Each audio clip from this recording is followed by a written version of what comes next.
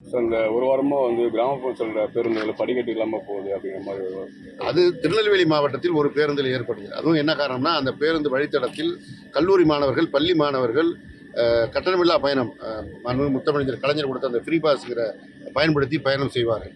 அந்த பேருந்து பழுது என்கின்ற காரணத்தினால் மொபசல் பஸ்ஸை அந்த ரூட்டில் இயக்குறாங்க. டவுன் பஸ் போகிற ரூட்டில் மொபசல் பஸ் போன காரணத்தினால் அந்த படிக்கட்டுகள் ஒரு வேகத்தடியில் ஏறி இறங்கும் போது இடித்து அந்த படிக்கட்டு உடைஞ்சிச்சு. மாணவர்கள் இன்னொரு 3-4 கிலோமீட்டரில் அவங்க பள்ளிக்கூடம் இருக்குது, அங்கேயே இறக்கி விட்டால் மாணவர்கள் போவது சிரமங்கிறனால அந்த பஸ்ஸில் இருந்த பயணிகளோடு பேருந்து அந்த பள்ளிக்கூடத்துக்கு அருகில் போய் நிறுத்தி அவங்களை இறக்கி விட்டுருக்காங்க. இதுதான் நடந்தது. அந்த 3-4 கிலோமீட்டர் போகிறதுக்குள்ளே அந்த ஒரு பஸ்ஸை ஒரு வீடியோ எடுத்து ஏதோ தமிழ்நாட்டில் இருக்க அத்தனை பேருந்துகளும் இது போல இருப்பது போல ஒரு தவறான செய்தியை அதிமுக சமூக வலைத்தளத்தில் பரப்பிக் கொண்டிருக்கிறார்கள். அந்த முன்னாள் முதலமைச்சர் எடப்பாடியும் இது குறித்து கருத்து சொல்கிறார். அவர் காலத்தில் பேருந்து அதிக எண்ணிக்கையில் வாங்காதனால தான் இன்றைக்கு இந்த பிரச்சனை.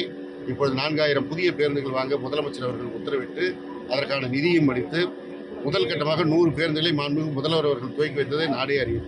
அதற்கு அடுத்த கட்டமாக 300 பேருந்துகள் செயல்பாட்டிற்கு வந்துவிட்டது. படிப்படியாக பேருந்து கூடு கட்ட பழைய பேருந்துகளை மாற்றி புதிய பேருந்துகள் வந்து கொண்டிருக்கிறது. எதிர்காலத்தில் பிரச்சனைகள் முழுவதுமாக நீங்கும். செய்திகளை உடனுக்குடனும் துல்லியமாகவும் தெரிந்து கொள்ள சப்ஸ்கிரைப் பண்ணுங்க.